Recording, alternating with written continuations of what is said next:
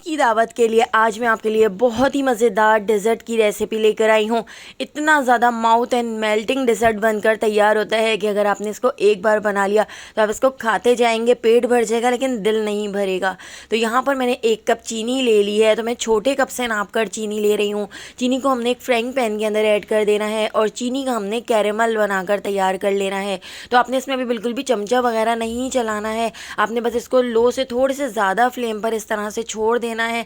इसका कैरेमल खुद ही बनना शुरू हो जाएगा और यहाँ पर आप देख सकते हैं जैसे ही इस तरह से कैरेमल बनना शुरू हो जाएगा तो उसके बाद अब हम इसके अंदर चमचा चलाकर इसको अच्छी तरह से मिक्स कर लेते हैं ताकि साइडों पर जितनी भी चीनी है वो भी अच्छी तरह से कैरेमलाइज हो जाए। तो यहाँ पर ये इस तरह से मेल्ट हो चुकी है, हमारा यहाँ पर कैरेमल भी बनकर तैयार हो चुका है। तो कैरेमल के अंदर हम ऐड कर देते हैं 1 टेबल स्पून बटर और बटर ऐड करके इसको मैं अच्छी तरह से मिक्स कर लूँगी। अब मैंने यहाँ पर फ्रेश क्रीम ले ली है, मैंने यहाँ पर मिल्क पैक की व्हिपिंग क्रीम ली है। आपके पास कोई सी भी क्रीम हो आप ले सकते हैं। तो यहाँ पर इस क्रीम के अब हम इसके अंदर ऐड कर देते हैं तकरीबन 2 टेबल स्पून ऐड करके मैं इसको अच्छी तरह से मिक्स कर लूँगी। और बस अब हमने इसको सिर्फ 15 से 20 सेकेंड तक और पकाते हुए मिक्स करना है। इससे ज़्यादा आप नहीं पकाइएगा वरना ये बहुत ज़्यादा थिक हो जाएगी। तो हमने यहाँ पर इस तरह से कैरेमल सॉस बनाकर तैयार कर ली है। तो इस कैरेमल सॉस को बनाने के बाद अब मैं फ़ौरन ही इसको एक बाउल के अंदर निकाल लेती हूँ।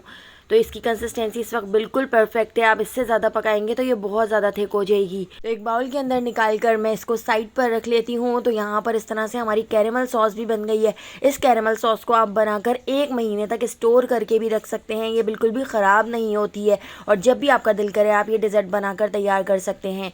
इसके साथ ही अब इसी फ्राइंग पैन को साफ़ करके 1 कप हम दोबारा से इसके अंदर चीनी ऐड कर देते हैं और इस चीनी को भी इस तरह से फैलाकर हम ऐड कर देंगे और इसका भी हमने इस तरह से कैरेमल ही बनाकर तैयार कर लेना है।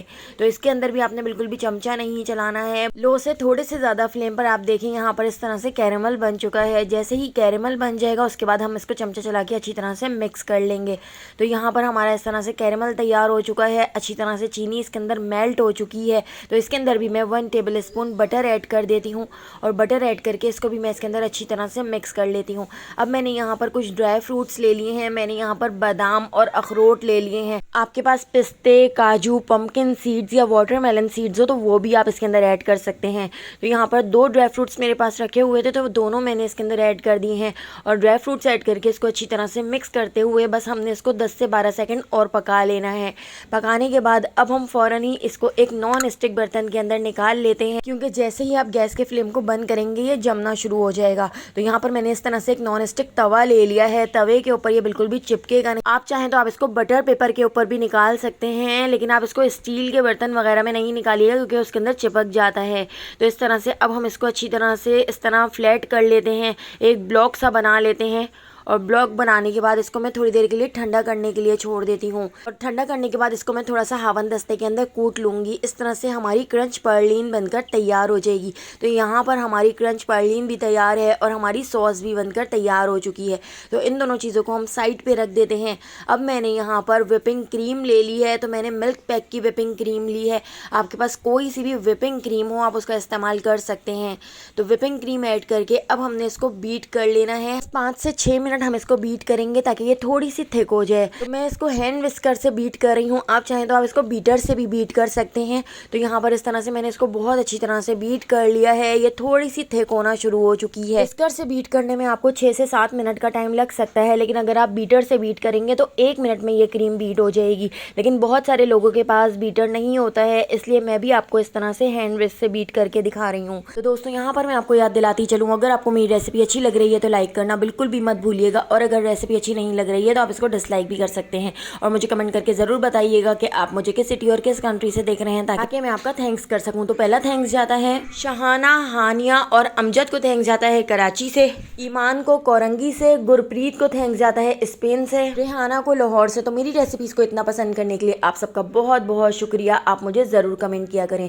तो क्रीम को बहुत अच्छी तरह से बीट करने के बाद अब हम इसके अंदर ये कैरेमल सॉस ऐड कर देते हैं। तो आप देख सकते हैं ठंडी होने के बाद इस तरह से कैरेमल सॉस कितनी ज़्यादा थिक हो चुकी है। तो एक पैकेट हमने यहाँ पर व्हिपिंग क्रीम ली थी, उसके अंदर हमने 2 टेबल स्पून भर के इस तरह से ये कैरेमल सॉस ऐड कर दी है। कैरेमल सॉस ऐड करके मैं इसको अच्छी तरह से मिक्स कर लेती हूँ। इसको भी हम क्रीम के अंदर अच्छी तरह से मिक्स कर लेंगे। 1 टेबल स्पून कैरेमल सॉस मैंने बचा ली थी, उसको भी हम इसी रेसिपी में इस्तेमाल करेंगे। तो यहाँ पर क्रीम बीट करके इसको भी मैं साइड पे रख देती हूँ। अब यहाँ पर जो हमने 1 टेबल स्पून कैरेमल सॉस बचाई थी उसके अंदर हम गरम गरम दूध ऐड कर देते हैं। तो आधा कप दूध ऐड करके इसको भी मैं इसके अंदर अच्छी तरह से मिक्स कर लूँगी। तो इस तरह से यहाँ पर कैरेमल वाला दूध भी बनकर तैयार हो जाएगा। तो दूध को भी मैं साइड पे रख देती हूँ और जो हमने क्रंच पर्लिन बनाकर तैयार की थी उसको मैं इस तरह से छोटे छोटे से पीसेज में तोड़ लेती हूँ।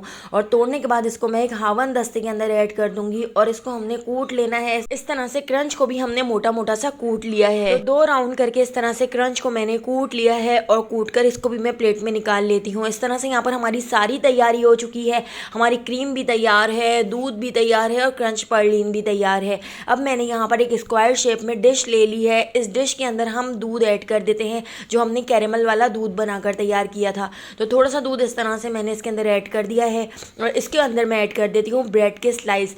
तो मैंने इनके कॉर्नर को कट कर लिया था और ब्रेड के स्लाइस हम इस तरह से इस डिश के अंदर सेट करके लगा लेते हैं। तो 4 स्लाइस इस तरह से मैंने नीचे की तरफ लगा दिए हैं और इसके ऊपर हम दोबारा से कैरेमल वाला दूध ऐड कर देते हैं। और यहाँ पर जो हमने क्रीम तैयार की थी, अब हम कैरेमल वाली क्रीम की लेयर इसके ऊपर अच्छी तरह से भर कर लगा देंगे। इस तरह से देखिए स्पैचुला से सेट करते हुए मैं इसको इसके ऊपर लगा दूंगी। और जो हमने क्रंच तैयार किया था तो क्रंच भी भरकर मैं इस क्रीम के ऊपर डाल देती हूँ। अब दोबारा से हमने इसके ऊपर ब्रेड की लेयर लगानी है। तो 4 ब्रेड की लेयर दोबारा से मैंने इसके ऊपर लगा दी है। इस तरह से हमने यहाँ पर 8 ब्रेड का इस्तेमाल किया था और इसके ऊपर दोबारा से हम कैरेमल वाला दूध ऐड कर देते हैं और दोबारा से हम इसके ऊपर क्रीम की लेयर लगा देंगे। तो इस तरह से स्पैचुला से मैंने इसको सेट कर लिया है। अब दोबारा से हमने इसके ऊपर इस तरह से क्रंच डाल दिया है। तो इस तरह भरकर मैं इसके ऊपर क्रंच डाल दूंगी और क्रंच डालने के बाद इसको मैंने ठंडा करने के लिए तकरीबन 2 घंटे के लिए फ्रिज में रख दिया था और उसके बाद अब हमने इसकी कटिंग कर ली है। तो यहाँ पे हमारा कैरेमल क्रंच डिज़र्ट बनकर तैयार हो चुका है। तो ईद की दावत पर आप एक बार इस रेसिपी को ज़रूर तैयार कीजिएगा, आपको बहुत पसंद आएगी। कैरेमल क्रंच डिज़र्ट की रेसिपी पसंद आई हो तो लाइक, शेयर और सब्सक्राइब करना बिल्कुल भी मत भूलिएगा और बेल आइकॉन की नोटिफिकेशन को ज़रूर ऑन कीजिएगा। फेसबुक, टिकटॉक या यूट्यूब पे देख रहे हैं तो मेरे चैनल को ज़रूर फॉलो कर लीजिएगा। वहाँ पर भी डेली बहुत ही मज़ेदार सी रेसिपीज़ शेयर करती रहती हूँ। तो आने वाली वीडियो तक मुझे दीजिए इजाज़त। अल्लाह हाफ़िज़।